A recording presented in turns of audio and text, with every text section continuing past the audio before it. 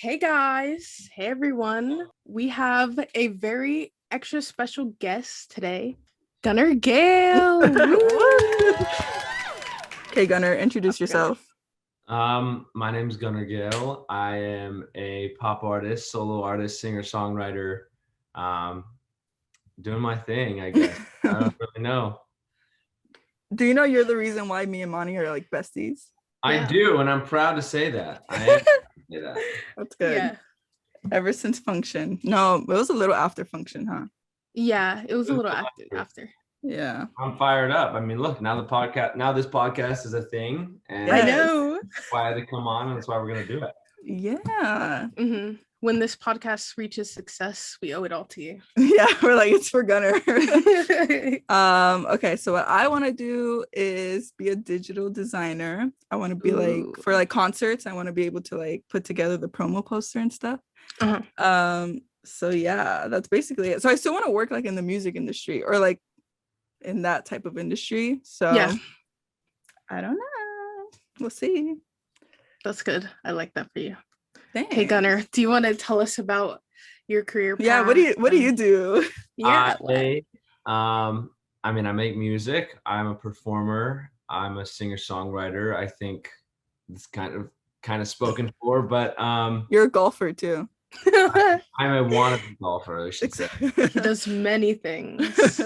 I think I'm right where I should be along my path, and I think that like COVID was a really big, stopper to the momentum that everyone had in this industry. But I think that like the next couple of months and years, and should be, everything should be treading in the right direction. I hope. Yeah. Mm-hmm. Yeah, it will. I'm just doing my thing. I mean, I'm really just kind of pushing along, getting through every day, and waiting for that one thing to kind of start the momentum back. Did you always want to be a musician? Because I know for me, like my career has been like changing back and forth.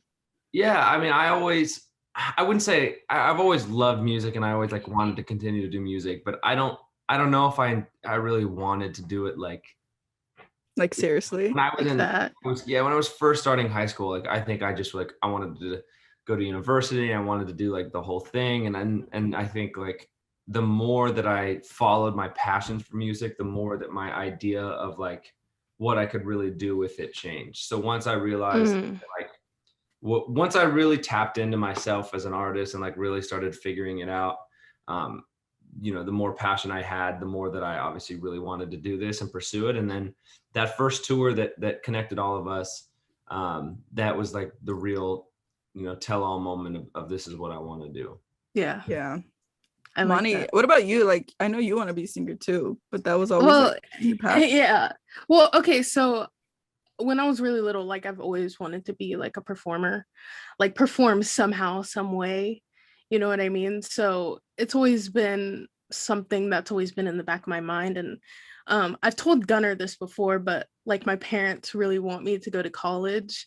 So like while I'm planning out my career path, I'm still like going to college and trying to appease my parents, and then eventually I'm gonna continue on to my career path once I have everything set in stone. So see, but I mean, like for you guys, like for a music career, I don't think you really need like classes. Like for me, that's like my conflict, because like I want to stay in school because I think I could benefit from classes, but like if I don't, I could like work more.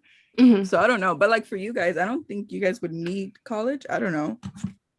Yeah, college is really important. Like I definitely even still like wish that I was doing some classes and wish that I was learning, just because like as much as like music is like an arts thing and like an artistic thing, there's so much that like you need to know on a scholarly level that like I think education is really important. I think the education system is a mess, and I would totally like I think absolutely differently, but like if your parents really want you to go, I think you should just go and do it for, if not yourself, do it for them, and know that they have your best intentions in heart. Yeah. And like you're not gonna lose anything by going to college.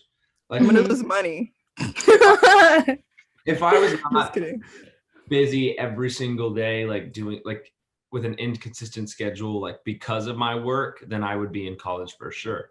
But if you're still like at that point where you like, you have this desire to do it, but like you still have all this free time, and like I would just commit it to school. Like it's so important, and the music stuff is not going to go anywhere. Yeah, that's true. That's true. That's very true. Mm-hmm. And it feels like that. School feels like one of those things. Like I was so psyched when my career started like taking me to a point where I was like, I can't go to college. Like I'm not going to go to college. I was so. He was like, yeah. So that was like, I didn't feel like college was for me. But that the more that I grew up, like the more I kind of realized, like, yeah, like the whole fraternity thing, like maybe that wasn't as me as you know, that like that part I was excited to get away from, but the actual education part is like, education's important. Like I think like I'm still trying to find like a little business economic class that I can take, and like, you know, I think that if you have the opportunity and you're like in that time frame of going, you should just go. Yeah. Were you a good student? Was I a good student? No, I was a horrible student. Really? So, like, were you like I was a good student. I was a good student. My teachers loved me. I always like put the work in. I just I don't know. I think the things that we get taught, some of the things are just so pointless. Like, yeah, I think so honestly, yeah. There's some things that like you just learn, and then like as soon as you learn it, it just gets pushed away. You study it for the test, you take it, you hear it maybe one more time during a final, and then you never hear about it for the rest of your life. Like exactly. We're gonna need to know like the difference between like, you know, a biology class, endoplasm, like all I remember from biology class is the mitochondria or something like that. Yeah, like the mitochondria, the powerhouse of the cell. Why do I need to know that? Why do I need to know the process of photosynthesis? Like get it. I don't know. Teach me how to pay taxes. That would be nice.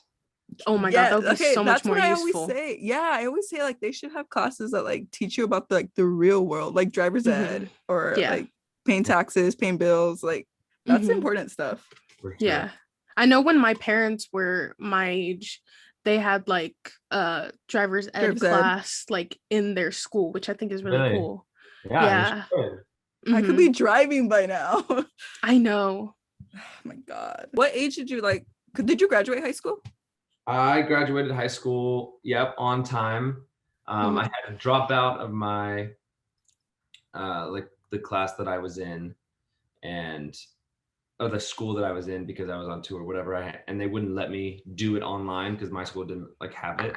So I had to transfer schools for like the last semester and do the last semester online.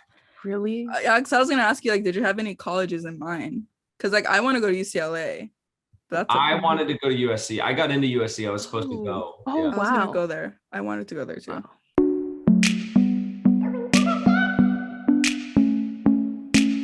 All right. So I have a question for you, Mr. Gehl. So like with you, how you have a platform, do you ever feel like pressured to be a role model for like people who want to follow the same career path as you or similar career paths? Yeah, I mean, for sure. I think like, I don't know, it's been such a weird year, but for sure, like that has been something that has always weighed on me, is like, what type of impression do you leave for other people who want to do this? But like, the music industry is so tough. Like I had a really easy path. Like I had a really, at first, like things just happened really, really quick for me. And like everything was playing out perfectly, and it just was like supposed to happen.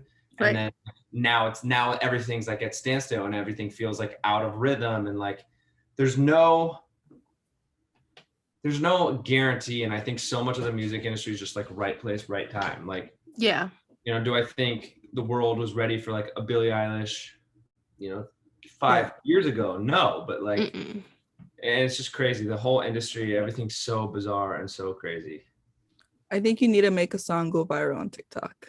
Yeah, I know. Yeah, like seriously, it's the industry's so weird, and like it's so that's the thing. Yeah, it's TikTok based now, and like I struggle a little bit with like the genuinity of TikTok, because like I want to focus on the music, and I want to make good music, and I want to perform, and like everyone on my team is always pushing me to do TikToks and do covers and this and that. Like it's tough for me because I want to do things that I see as like bigger than that. And I want to like, I don't know, I want to get back to where we were before all of this stuff happened. And yeah, it's just tough. You got to like play the TikTok game, and it's so hit or miss, and there's no reason that something happens or reason that it doesn't.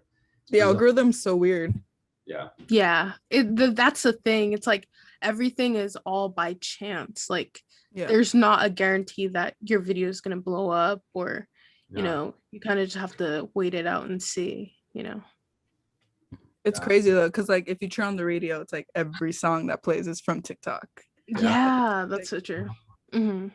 Except Olivia Rodrigo, she's just her own little.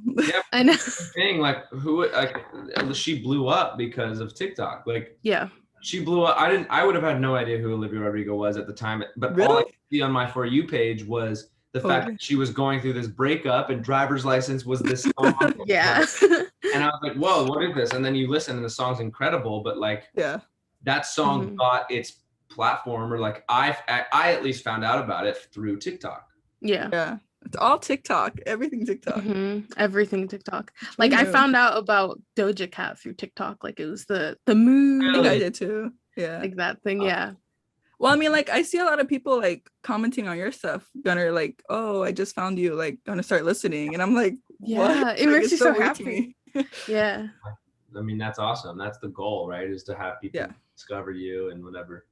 It's just tough. It's tough to play the TikTok game. There's so many people trying to do it, and there's so many people that are so much better than like me or other. Like it's a game, and people are really good at TikTok, and I struggle with it a little bit more. But then I'm probably better at performing than like, you know, certain people. Like it's like right now everything's TikTok focused, and I'm like just hoping that things kind of turn around and go back to the live performance.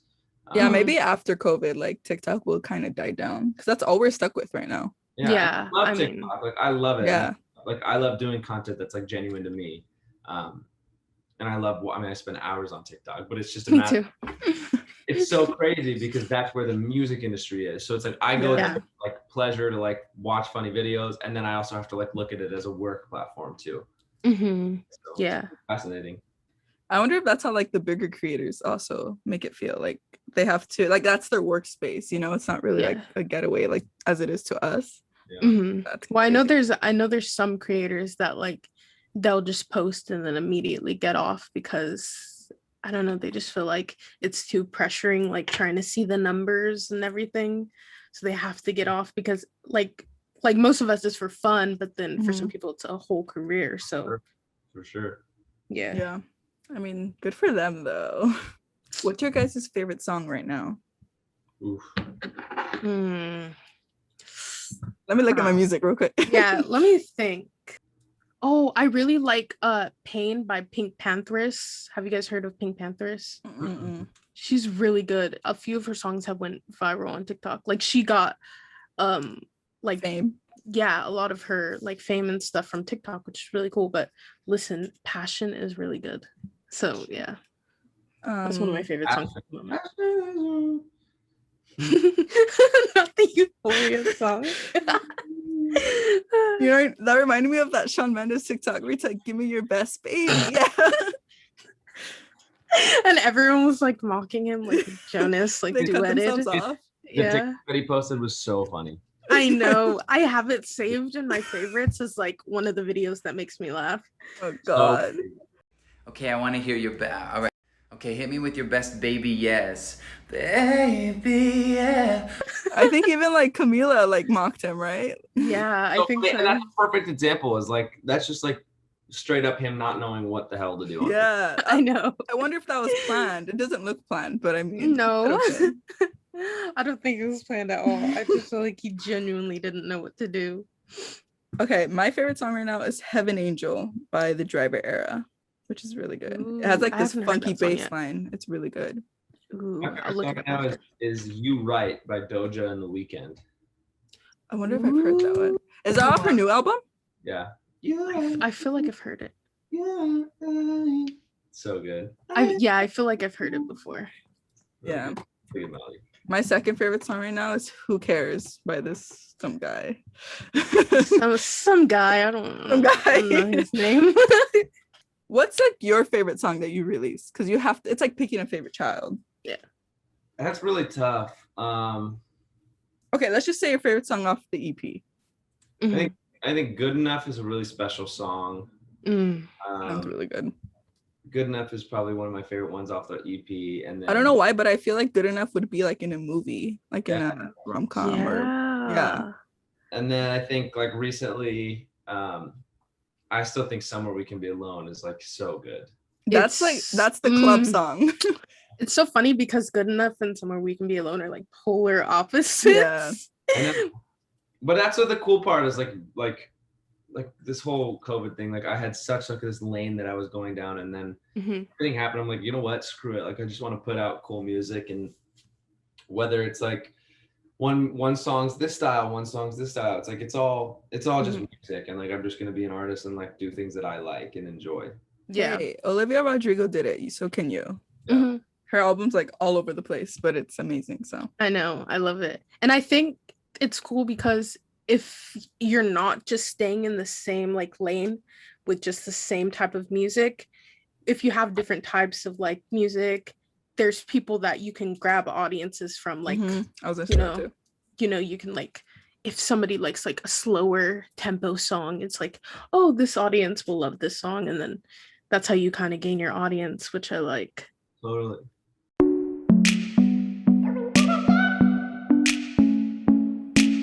Well, how has your like perspective changed from the beginning to now, like music and college? Like, say if we're talking about you about to graduate high school or before you even started your music career, like what was your perspective?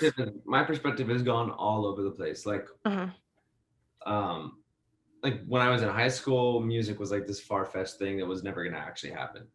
And then by the time that I was graduating high school, it was happening, and it was this like, all I could think about was like the next steps. Like the fact that I was graduating high school like didn't matter to me whatsoever. He's like, who cares? I literally was like so far ahead of like my headspace in that moment. I was just like looking way ahead. And then like everything came to a total stop. Like it was so weird. Like my headspace turned to like everything was going so fast, and then like everything's going so slow. And now I'm at a point where like I really learned to be patient and like learn that I don't have the control like I thought I did. Yeah. And it's been really tough for me, and it's been like mentally a crazy challenge every single day to like wake up and stay motivated and keep going. And like that's kind of where my perspective has been recently, is like just trying to take it one day at a time, keep going forward, and like, you know, make my way through the rough patch. Yeah. And then, you know, hopefully like in a couple months, a year from now, like I'm back just looking 10 steps ahead because things are moving so fast. So yeah, everything always changes. Like it's never a consistent thing. That's why like even as bummed as I'll get on like a random day right now, like I know that it's just short-lived, and I know it's short-term, and like whatever life has planned is what's going to happen. And do you think like after COVID it's going to go back to that fast pace?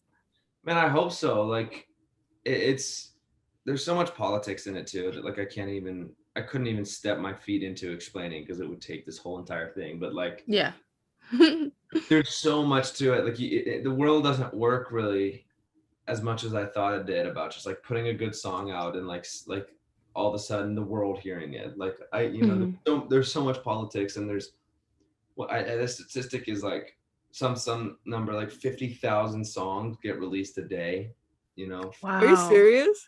That's insane.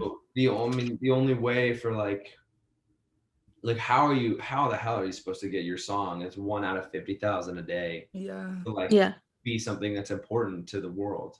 And it just comes from like teams and marketing and promo and all the stuff that like right now we don't really have. Yeah, it's been tough right now, but you know, yeah, hopefully when COVID's over and touring comes back, and like I think my biggest thing is like I think once we get a touring slot, like whether it's opening for whoever or whatever, I think like that will be the start to like that momentum change, because I need one tour to like just get the fan base a little bit bigger so that we can like go get to the my raw own tour. get it going. And Yeah. then next tour of my own that's like a little bit bigger and a little bit bigger and a little bit bigger, and then all of a sudden, you know, everyone keeps coming and bringing a friend who becomes a fan who brings a friend, and then it's like, you know, every show you're hopefully multiplying. Yeah. But yeah, it's just like getting that first step there. Like I don't know. I don't think that you can really break through right now as an artist in my position unless like your song goes viral on TikTok. Yeah. Or who knows what. Hopefully you go on tour with Tate. That'd be I know. good. I'm We'll hoping. manifest it. That just didn't happen, unfortunately. He's like, no. I know. You never know though. What if you find like another? Yeah, we'll find someone. Artist. We'll find the right fit. What's meant to be is meant to be. Yes. Yeah, all is good. All will be okay. Positive vibes. I think it's just the right timing. You know, you just gotta time it right, and I feel like I firmly believe that there's this thing called divine timing, and it may not seem like there's certain things that happen, like there's certain things that happen, and it may not seem like it's the right time, like, oh, like why did this have to happen like right then and there? Like with COVID, it's like, why did that have to happen? It happened when I was like graduating high school, and then I kind of realized that it did happen for a reason, and a lot of the things that I'm into now, like me, like getting close with jazz and things like that, it happened for a reason, and there's always like a blessing in disguise, you know what I mean? Yeah. So like even if things feel like they're falling apart, it just like there's always going to be something hidden in between like those pieces. A hidden gem. Apart. Yeah. Yep. A hidden gem. Took the words right out my mouth. For sure. When we finish each other's sentences, oh my god. Oh my god. Hey. September 16th. I'm doing 50 to 60 tickets only, free show. Oh cool. Oh wow. First people to RSVP get to come, and I'm curious to see how many that's gonna sell out like that. Yeah. You think so? I really have I have no idea. No, so. There's tons of people that I know live in the LA area, and if they don't, there's a lot of people who are willing to drive the distance to get there. So I know that it's definitely going to be sold out. I think so. Oh, you better. Oh my god. I'm gonna go for my birthday, hopefully. My birthday's the next day. Yes. As soon as you see the post. Huh? As soon as you see the post, you got to RSVP. So is it gonna be like at a venue or like at a park? Yeah, no, it's gonna be at a venue. It'll be a full show. Sick. Ooh, I love that. I'm excited. We're gonna fill it with a bunch of my friends and a bunch of friends and industry people and family, and yeah, it's gonna be fun. That's fun though. I'm excited for that. I hope like everything works out well for that. It will. No, that's like the one thing that's keeping me excited right now is the preparation for that show. It'll be the first time I've really performed since any of this, and Are you nervous? Nah, hell no. I'm so no. Like I'm at butterflies, I guess, if that makes sense. Yeah. I'm so excited. Do you ever get nervous when you perform? Oh yeah, I get nervous all the time, but it's like a good nervous, you know. It's like a I care type of nervous. Yeah, I like that. Good. I forgot what I was gonna ask, but that sounds fun. I'm excited for you. I know. I'm so excited. I'm excited for us. I can't wait to see all my Gunnar friends again. If I know. Okay, I think we're good. I think that's gonna wrap up the. You guys having me. I'm excited. I'm gonna listen to all of your other episodes now. Oh, thank you. Thank you, sir. Well, thank you for coming on. So yeah, thank you for the dedication. Oh yeah, I told you I'd be here. Sorry I didn't wake up this morning. It's okay, of course. It happens. Yeah. That was so funny though when he texted us. I couldn't stop laughing. He's like, my alarm. My alarm went off. I set an alarm for 6:55, and then I woke up and I was like, cool, I got 5 minutes. I'm gonna rest my eyes for 2 minutes. And then I woke That's a dangerous game. I woke up 45, like, whatever. It's okay. It's okay. I appreciate you guys. I will I'll keep in touch. You'll see a post from me in 2 or 3 days that you should be really on top of. All right. We'll keep an eye out. Notifications are on. Bye. Oh, I love him so much.